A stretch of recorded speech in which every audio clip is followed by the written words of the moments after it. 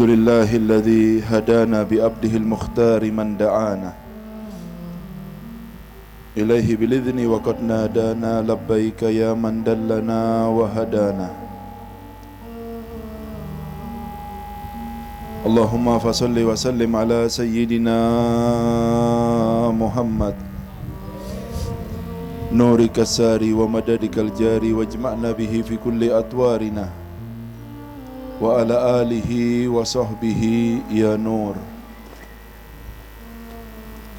Hadratul kiram, para habaib, para kiai, para asatid, para tokoh masyarakat semua yang hadir di tempat ini, guru-guru kita Sayyid Al-Ustaz Ahmad Ridho dan Muhammad Haikal, abna Sayyidil Walid Al-Habib Faisal bin Ali Al-Hamid, dan saudara saya Al-Habib Ridho bin Ali Zainal Abidin bin Umar Al-Ghadri, dan hadirin hadirat semua para pecinta Rasul sallallahu alaihi wasallam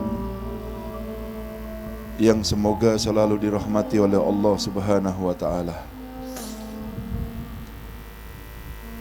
Dahulu Al-Imam Ali karamallahu wajhah, beliau pernah berkata, di dalam diri orang-orang yang pernah melihat dan berkumpul kepada Rasul sallallahu alaihi wasallam, beliau berkata, Imam Ali, man ra'ahu badihatan haba wa man khalatahu ma'rifatan ahabba. Orang yang sekedar melihat Rasul sallallahu alaihi wasallam, maka dia akan ada rasa wibawa yang sangat luar biasa di dalam hatinya dengan sekedar melihat sosok Rasulullah sallallahu alaihi wasallam. Namun ketika mengenal, berkumpul dan mengetahui bagaimana akhlak dan budi pekerti Rasul sallallahu alaihi wasallam, maka akan timbul rasa cinta kepada dirinya, di dalam dirinya kepada Rasulullah sallallahu alaihi wasallam. Siapa manusia yang tidak cinta apabila berkumpul dengan orang yang berakhlak mulia? Siapa orang yang tidak terlena ya dengan seseorang ketika berkumpul dengan orang yang akhlaknya sempurna? Sehingga setiap hari semakin berkembang rasa cinta para sahabat kepada Nabi Muhammad SAW, berkembang dan memenuhi hati mereka semua, sehingga tidak tersisa di dalam hati mereka kecintaan kepada selain Allah dan kepada Nabi Muhammad SAW, sehingga membuat mereka siap mengorbankan apapun yang mereka miliki, baik hartanya, umurnya, bahkan keluarganya, dan apapun yang dia punya untuk membahagiakan hati Nabi Muhammad SAW. Bahkan kita orang Islam yang ada di Indonesia ini, dahulu para pewaris Nabi Muhammad SAW yang datang ke negara ini yang kita kenal dengan Wali Songo, mereka tidak membawa pedang untuk menjajah dan memaksa kita untuk masuk ke dalam agama Islam, tetapi pedang mereka adalah akhlak, yang dengan akhlak itulah terlena semua manusia-manusia yang melihatnya, cinta semua hati yang berkumpul dengannya. Dengan itulah orang-orang Islam, orang-orang yang ada di Indonesia ini masuk Islam tanpa paksaan sama sekali, karena ketahuilah bahwa akhlak adalah senjata yang paling kuat yang kita miliki, yang dengan akhlak itulah kita akan dicintai di sisi manusia dan mempunyai derajat yang tinggi di sisi Allah Subhanahu wa taala.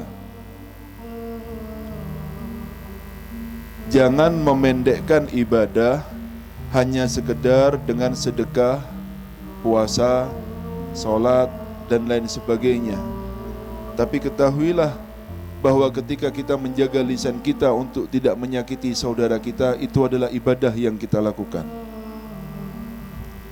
Kita menjaga tangan kita untuk tidak menyakiti saudara kita, itu adalah ibadah. Dan sabarnya kita dengan gangguan mereka, itu adalah ibadah. Ridhonya kita dengan segala apa yang terjadi di sekitar kita, itu adalah ibadah. Menerangkan afdoliyah dan keutamaan ibadah yang dikenal dengan akhlak ini, Rasul sallallahu alaihi wasallam beliau bersabda apa? Innar rajula la yablughu bihusni khuluqihi darajata sha'im alladzi la yaftur wal qa'im alladzi la yarkud, kata Rasul sallallahu alaihi wasallam. Sesungguhnya seorang laki-laki akan mencapai derajat daripada kebaikan akhlak yang dia miliki, derajat seseorang yang berpuasa yang dia tidak pernah batal di dalam puasanya, seumur hidupnya dia berpuasa. Dan orang yang qiyamul lail dan dia belum pernah tidur pada malam-malamnya, orang yang siangnya puasa, malamnya qiyamul lail, maka orang yang tidak melakukan itu bisa mencapai derajat itu, bahkan lebih tinggi daripada itu, bukan dengan puasanya, bukan dengan sholatnya, tetapi dengan keindahan akhlaknya. Allahumma sholli ala Muhammad. Siapa yang tidak cinta dengan orang yang akhlaknya mulia? Dia mulia di mata manusia dan tinggi derajatnya di sisi Allah Subhanahu wa ta'ala. Lihat apa yang terjadi dengan Rasul sallallahu alaihi wasallam. Kejadian yang paling membuat hati kita para pecintanya ini terluka. Ketika beliau ada di perang Uhud, di perang Uhud, terlukalah Rasul sallallahu alaihi wasallam seperti apa yang diceritakan. Patah tulang gigi gerahamnya, terluka pipinya dan lain sebagainya, darah menetes di tubuhnya, ditahan supaya tidak terjatuh ke atas bumi. Karena apabila darah seorang nabi menetes ke atas bumi, maka sudah wajib bagi Allah untuk menghancurkan orang-orang yang memusuhi Rasul sallallahu alaihi wasallam. Ditahan supaya tidak menetes darah tersebut. Lalu para sahabat mengatakan kepada Rasul sallallahu alaihi wasallam, "Ya Rasulullah, lau da'auta alaihim." Wahai Nabi, bagaimana kalau engkau berdoa untuk mereka, untuk kehancuran mereka? Maka katanya para sahabat, karena sahabat tidak kuat dengan apa yang mereka lakukan kepada orang yang paling dia cintai, yaitu Rasulullah sallallahu alaihi wasallam. Lalu dijawab oleh Nabi Muhammad sallallahu alaihi wasallam, "Inni lam ub'ats la'anan." Saya ini tidak diutus sebagai seorang pelaknat atau orang yang mendoakan jelek kepada orang lain. Walakin bu'istu da'iyan wa rahmatan. Saya ini diutus oleh Allah untuk mengajak orang kepada Islam, mengajak orang kepada surganya Allah Subhanahu wa ta'ala sebanyak-banyaknya, dan saya diutus sebagai rahmat bagi seluruh alam. Allahumma sholli ala Muhammad. Lalu bagaimana bunyi doa Rasul sallallahu alaihi wasallam? Beliau berkata, "Allahumma ighfir liqaumi fa innahum la ya'lamun." Dalam riwayat yang lain, "Allahumma hdi liqaumi fa innahum la ya'lamun." Ya Allah, ampuni dosa daripada umatku karena mereka adalah orang-orang yang tidak mengetahui. Ini yang melakukan siapa? Orang kafir. Dikatakan umatku karena umat itu ada dua, ada ummatud dakwah dan ada ummatul ijabah. Ummatud dakwah, orang yang kita ajak, itu juga meliputi orang-orang yang kafir, karena punya kewajiban kita untuk mengajak mereka kepada agama yang benar, yaitu agama Islam. Karena itu mereka dikatakan ummatud dakwah. Adapun ada umat yang ijabah, yang sudah menerima dakwah ini, itu juga merupakan umat daripada dakwah ini sendiri. Makanya Rasulullah, "Allahumma ighfir liqaumi," mengatakan itu adalah kaumku, bagian dari orang-orang yang menjadi targetku untuk aku masukkan ke dalam agamaku, yaitu agama Islam. Maka jangan berharap seseorang itu akan mengikuti kepada kita apabila kita masih belum memperbaiki akhlak kita. Akhlak itu indah dimanapun dia berada. Di antaranya sifat ini, al-hilim, lemah lembut, sabar, tidak pemarah, lebih mendahulukan akalnya daripada hawa nafsunya, sehingga dikatakan oleh Rasul sallallahu alaihi wasallam, "Al-hilmu la yudau fi syai' illa zanahu wa la yunza'u min syai' illa syanahu." Yang namanya lemah lembut, sabar, tidak cepat marah, ramah, itu tidak ditaruh atau ada dalam diri seseorang, pasti orang tersebut akan terlihat indah di mata orang-orang yang ada di sekitarnya. Tetapi ketika seseorang itu kehilangan yang namanya hilim, lemah lembut, sabar, tidak pemarah, itu sudah hilang dari dalam dirinya, illa syanah, kecuali orang sekitarnya akan melihat buruk kepada orang tersebut. Buruk di mata manusia dan terlebih buruk di sisi Allah Subhanahu. Maka berhiaslah dengan sifat sabar. akan tampak indah kita di mata orang-orang sekitar kita, akan tinggi derajat kita di sisi Allah Subhanahu wa ta'ala. Sehingga kejadian yang terjadi kepada Rasul sallallahu alaihi wasallam, ya, sudah kita ketahui bahwa Nabi Muhammad sallallahu alaihi wasallam tidak pernah marah apabila diri pribadinya yang disakiti. Tapi beliau tidak bisa menahan marahnya apabila hubungannya dengan agamanya Allah Subhanahu wa ta'ala. Tidak bisa menahan marahnya, tetapi tidak pernah marah apabila yang disakiti adalah dirinya. Sehingga diriwayatkan oleh Imam Hakim dan yang lain sebagainya, ada seseorang ahbar, seorang pendeta yang bernama Zaid bin Sa'nah, seorang pendeta yang dalam kitab sucinya sudah ada kabar dan sifat-sifat Nabi Muhammad sallallahu alaihi wasallam. Ya, dia itu seorang pendeta Yahudi. Dia berkata, "Lam yabqa min alamatin nubuwati say'un illa waqad araftuhu fi wajhi Muhammad sallallahu alaihi wasallam hina nadartu ilaih." Tidaklah tanda-tanda daripada kenabian yang saya ketahui kecuali semuanya ada dalam diri Nabi Muhammad SAW ketika saya pertama kali melihatnya. Semua tanda-tanda dalam kitab suci Yahudi, ya, yang kita kenal dengan Taurat itu, tanda-tanda Nabi Muhammad yang tertulis di sana ada dalam diri Nabi Muhammad SAW. Illa sunataini, kecuali dua perkara katanya. Ini belum saya lihat sama sekali. Lam ukhbarhuma minhu, saya belum mengujinya atau belum tahu masih dengan dua perkara ini. Yang pertama, yasbiku hilmuhu jahlahu, beliau selalu mendahulukan lemah lembutnya, sabarnya daripada sifat marah dan emosinya. Itu sifatnya Nabi Muhammad SAW. Ayo, jangan dikira ya sabarnya kita dengan keluarga, terutama orang tua kita, ya, mungkin bertingkah aneh yang tidak cocok dengan kita. Sabarnya kita dengan perbuatan orang tua kita, itu adalah ibadah kita kepada Allah Subhanahu wa ta'ala. Sabarnya kita dengan saudara kita, sabarnya kita dengan istri kita, dan yang lain sebagainya. Bahkan orang-orang yang derajatnya mungkin di bawah kita, seperti adik kita, ya, dan lain sebagainya. Sabarnya kita kepada mereka, itu adalah inti daripada ibadah yang kita lakukan. Ketika kita bisa menahan sabar, dan sabar kita karena Allah Subhanahu wa ta'ala, ya, lihat bagaimana Rasul sallallahu alaihi wasallam memuji orang-orang yang mempunyai sabar ini, lemah lembut, tidak cepat marah, tidak mengikuti hawa nafsunya, selalu memikirkan apa yang akan terjadi apabila dia melakukan ini, akalnya dipakai dalam segala sesuatunya, tidak mengikuti hawa nafsunya. Rasul sallallahu alaihi wasallam, ya, menunjukkan ketinggian derajat orang yang mau lemah lembut dan bersabar ini di dalam sabdanya, kadal halimu an yakuna nabiyan, kata Rasul sallallahu alaihi wasallam. Orang yang lemah lembut, yang sabar, yang tidak pemarah dan mudah memaafkan, derajatnya akan tinggi sampai kata Rasul, derajatnya menyamai para nabi, kata Rasul sallallahu alaihi wasallam. Allahumma shalli ala Muhammad. Jadi sabarnya kita dengan orang-orang yang mengganggu kita itu bukan menunjukkan lemahnya kita, tetapi justru menunjukkan kekuatan kita dan pengikutan kita kepada Rasul sallallahu alaihi wasallam. Jadi jangan salah, Rasul sallallahu alaihi wasallam sudah menerangkan kepada kita, laisa sadidu bisur'ati, innamas sadidu man yamliku nafsahu indal ghadab, kata Rasul sallallahu alaihi wasallam. Orang yang kuat itu bukan orang yang bisa banting musuhnya, kata Rasul sallallahu alaihi wasallam. Diganggu langsung dilawan, tidak ada maaf sama sekali bagi orang yang mengganggunya. Bukan seperti itu orang yang kuat.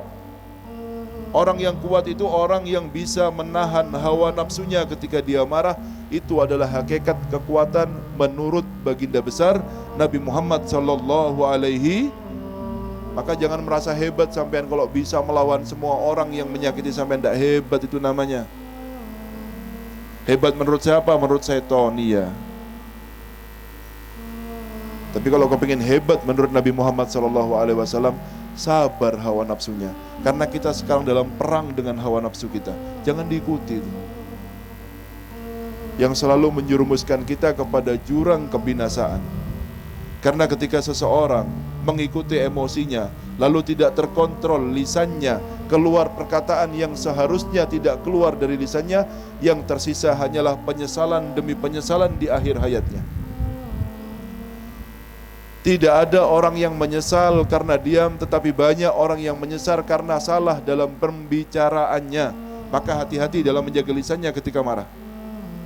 Banyak orang datang kepada ulama lalu berkata, ya minta nasihat, sabar, jangan marah dalam keadaan apapun, tidak mampu.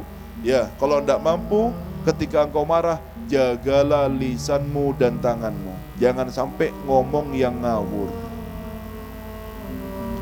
Paham ya? Tadi kalau sudah marah tidak kuat, ya jaga lidahnya, jangan sampai keluar perkataan yang tidak seharusnya keluar. Karena yang tersisa hanya penyesalan nanti. Ya, lalu diajarkan sama Rasul sallallahu alaihi wasallam, orang itu kalau sudah marah, yang pertama dilakukan ta'awud.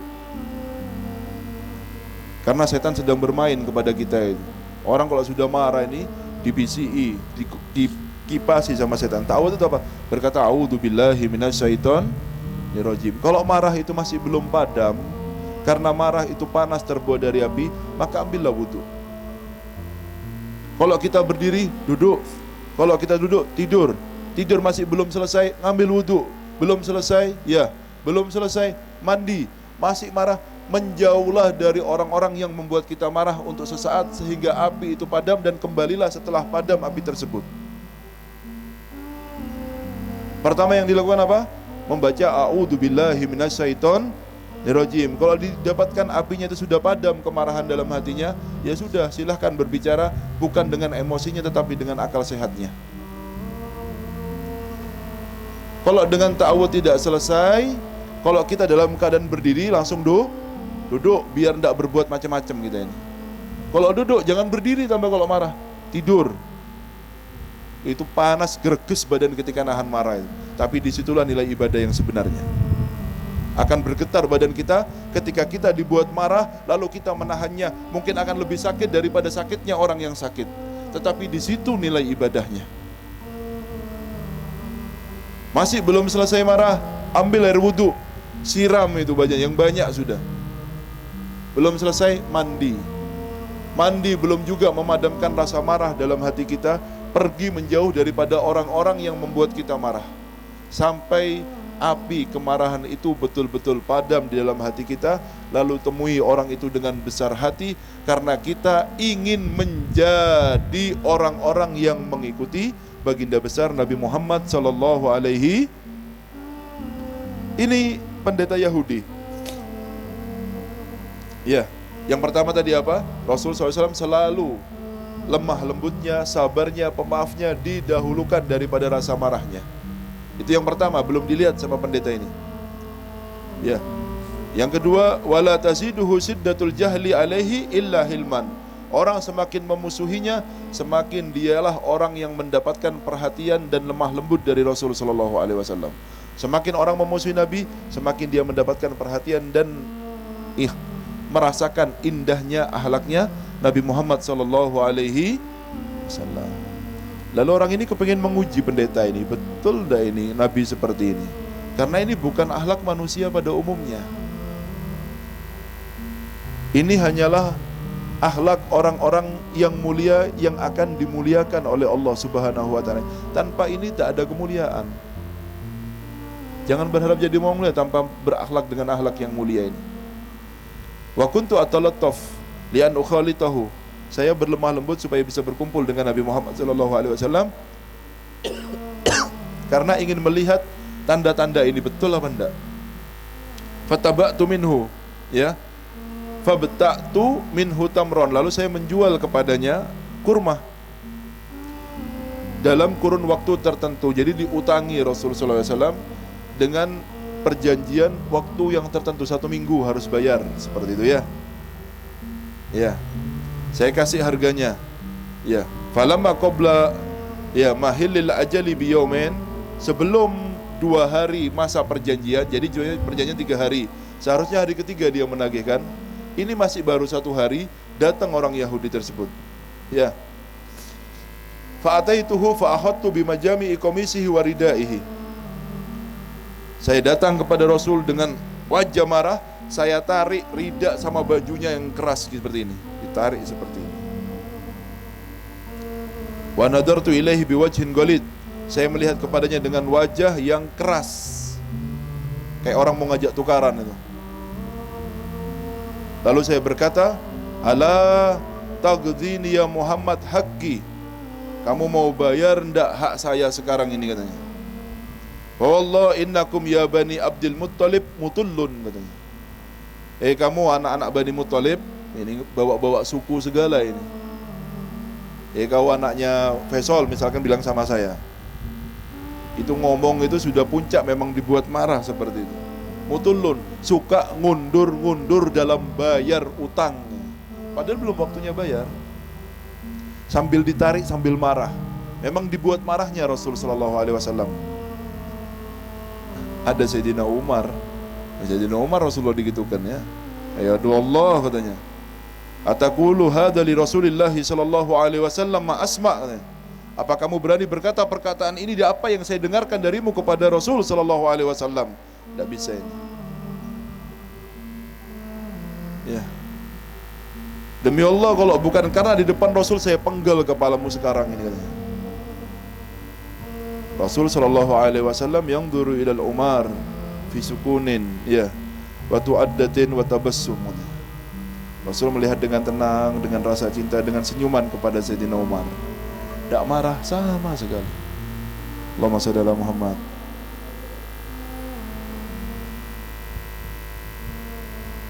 Ya, tidak marah sama sekali. Saya teringat ini, ya. Inilah yang membuat cinta seorang murid kepada gurunya. Dahulu saya Walid Al-Habib Umar bin Muhammad bin Salim bin Hafid, ketika berceramah masjid, dalam satu masjid yang dulu masjid ini masjid kita, masjidnya orang ahli sunnah wal jamaah. Ya, dahulu Habib Umar tinggal di kota Syihir namanya, bukan sihir-sihir, Syihir nama kotanya Syihir. Beliau biasa mengadakan maulid di tempat tersebut. Lalu masjid ini ada fatrah, ada masa kosong. Ketika kosong itu diisi dengan orang-orang yang lain paham daripada kita, yang tidak cocok dengan maulid, dengan ini dan lain sebagainya. Tidak cocok sama tahlilan, sama maulid, sama ini, sama ini, sama ini. Yang penting tidak sejalan dengan kita. Tetapi kebiasaan tahunan maulid di tempat tersebut tetap dilakukan, walaupun itu tempat orang yang tidak sepaham dengan kita. Dilakukanlah maulid seperti biasanya. Selesai sholat isya, Habib Umar mau pulang, tarik jenggotnya sama orang. Allah, santrinya tidak kuat semuanya, kita panas luar biasa. Habib Umar hanya tersenyum kepada orang tersebut, lalu memberikan isyarat kepada santrinya dan berkata, khulluhu, biarkan dia, katanya. Allahumma shalli ala Muhammad.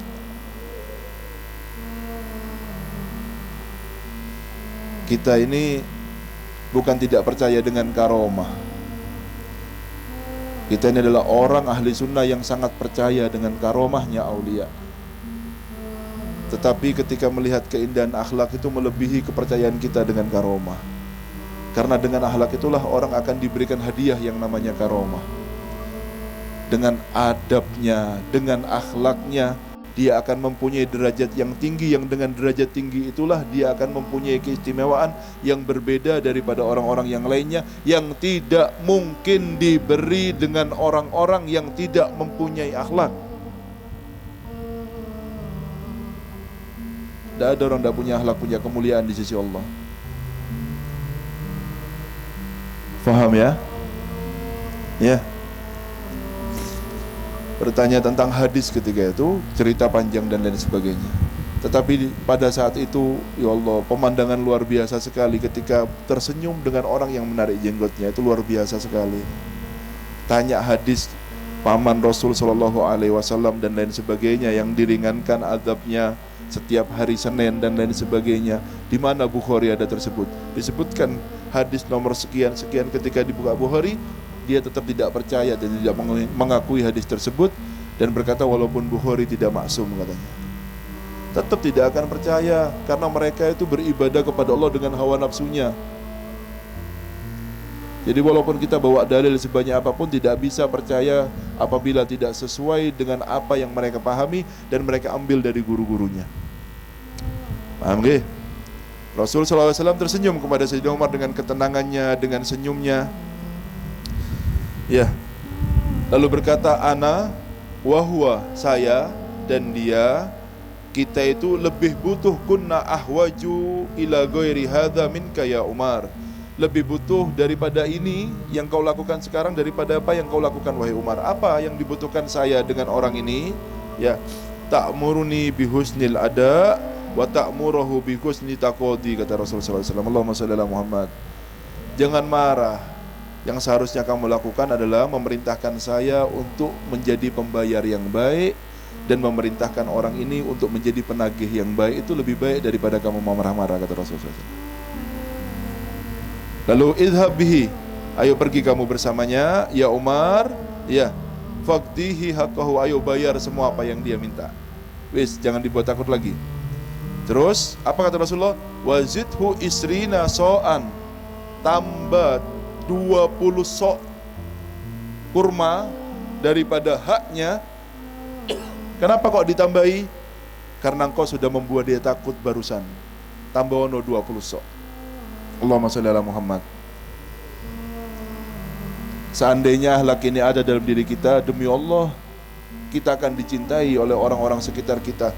Karena wajah tidak menjamin orang-orang ini akan cinta sekitar kita. Berapa banyak orang tampan tapi karena akhlaknya yang tidak ada, dia dibenci dengan orang-orang yang ada di sekitarnya. Berapa banyak orang berwajah biasa tetapi karena kebagusan akhlaknya dia mendapatkan pujian dari orang-orang yang ada di sekitarnya. Akhlak itu akan merubah orang yang tidak bagus menjadi indah. Namun sebaliknya, wajah yang tampan tanpa dihiasi akhlak akan terlihat jelek oleh orang-orang yang ada di sekitarnya.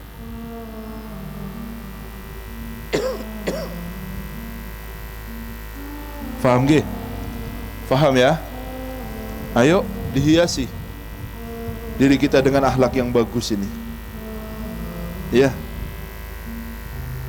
Lalu berkata pendeta ini, ya, kepada Sayyidina Umar, ya Umar, wahai Umar, katanya, kullu alamatin nubuwah, setiap tanda-tanda kenabian, katanya, qad araftuha fi wajhi Muhammad sallallahu alaihi wasallam, saya sudah mengetahuinya dari wajah Nabi Muhammad sallallahu alaihi wasallam, hina nadartu ilaih, ketika aku melihatnya, illa thnataini, kecuali 2 perkara.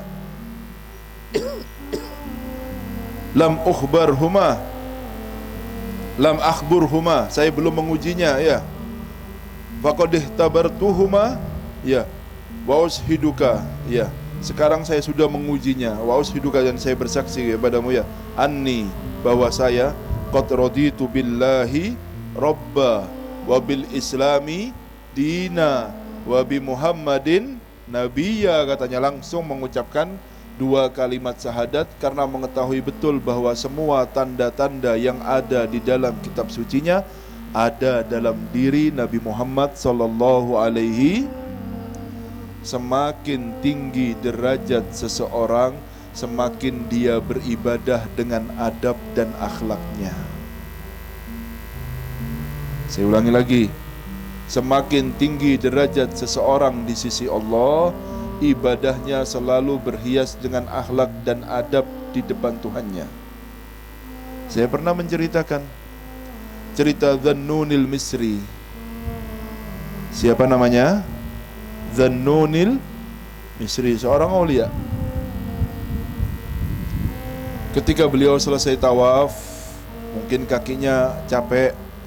Bukan karena tawafnya, karena tawaf tidak seberapa, mungkin karena perjalanannya untuk menuju haram dan lain sebagainya jauh mungkin. Selesai tawaf, beliau duduk sholat 2 rakaat sunnah tawaf, lalu duduk semujung yang mengarahkan kakinya menghadap kepada Ka'bah. Pada saat itu, pada waktu yang sama, ada seorang waliyah yang sangat luar biasa yang bernama Sayyidatuna Rabi'ah Al-Adawiyah. Siapa namanya? Rabi'ah Al-Adawiyah.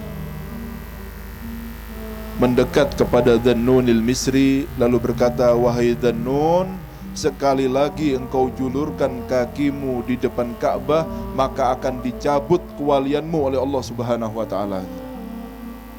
Selesai? Biar tahu ya, Semakin tinggi derajat seseorang, semakin mereka beribadah dengan akhlak dan adabnya di hadapan Allah. Jangan macam-macam. Yang sekiranya keluar daripada adab, semakin majlis itu dekat dengan adab dan akhlak ketika di dalam majlisnya, semakin tinggi derajat majlis tersebut. Sebaliknya, dalam sebuah majlis yang tidak menjaga adab dan akhlak kepada Allah dan Rasulullah SAW, semakin jauh derajatnya dari Allah dan Nabi Muhammad SAW. Semoga majlis kita ini yang membuat kita dekat kepada Allah dan kepada Nabi Muhammad SAW. Semoga majlis demi majlis semakin berkembang rasa cinta kita kepada Rasul SAW, dan semoga kita diakui sebagai para pecinta yang sebenarnya. Harapan kita tidak lain dan tidak bukan, semoga kita menjadi orang-orang yang pantas dan layak untuk mendampingi Nabi Muhammad SAW bersama dengan orang-orang yang mulia, walaupun dengan banyak kekurangan daripada diri kita, cacat di dalam ibadah kita, tetapi hati yang menyimpan rasa cinta tidak mungkin disia-siakan oleh Allah Subhanahu wa taala. Hadza minni wa la fa minkum. Assalamualaikum warahmatullahi wabarakatuh.